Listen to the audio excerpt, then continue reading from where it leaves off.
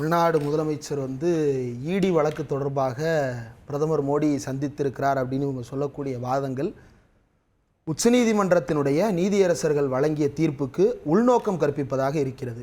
ஏன்னா ஒருவேளை பிரதமரை சந்தித்து எங்கள் மீதான வழக்குகளை கைவிடுங்கள்னு கேட்டது உண்மையாக இருந்தால், மோடி அதற்கு ஒப்புக்கொண்டது உண்மையாக இருந்தால், அமலாக்கத்துறை சார்பில் உச்சநீதிமன்றத்தில் வாதங்களை முன்வைத்த போது இல்லை மயிலாட் நாங்கள் அதிகாரத்தை மீறி சென்றிருக்கிறோம், தேவையில்லாமல் நாங்கள் சென்றதற்கு வருந்துகிறோம் என்று சொல்லிவிட்டு வழக்கிலிருந்து வெளியேறி இருக்கலாம். அல்லது நாங்கள் வழக்கை இதற்கு மேல் தொடரப்போவதில்லை, அத்தோடு விட்டு விட்டோம் என்று விலகி இருக்கலாம். இல்லை, மாறாக 1000 கோடி ஊழல் நடந்திருக்கிறது, நாங்கள் நடத்தத்தான் செய்வோம், எங்களுக்கு அதிகாரம் இருக்கிறது என்றெல்லாம் பேசியிருக்கிறார்கள்.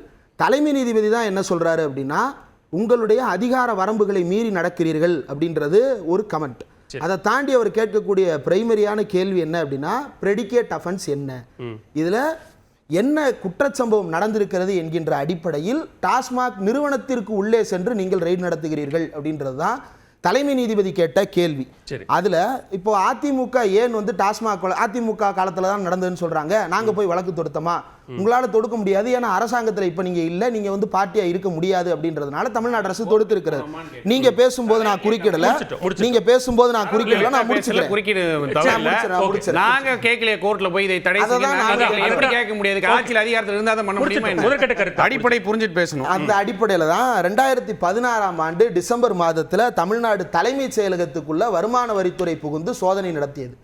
அன்றைக்கே தமிழ்நாட்டினுடைய அன்றைய எதிர்க்கட்சி தலைவர் மு.க. ஸ்டாலின் என்ன கேட்டார் என்றால், தமிழ்நாட்டினுடைய தலைமைச் செயலகத்திலேயே வருமான வரித்துறை நுழைந்து சோதனை நடத்துவது என்பது தமிழகத்திற்கு ஏற்பட்ட தலைகுனிவு, அதிமுக இதை தட்டி கேட்க வேண்டும் என்று அறிக்கையை விட்டிருக்கிறார்.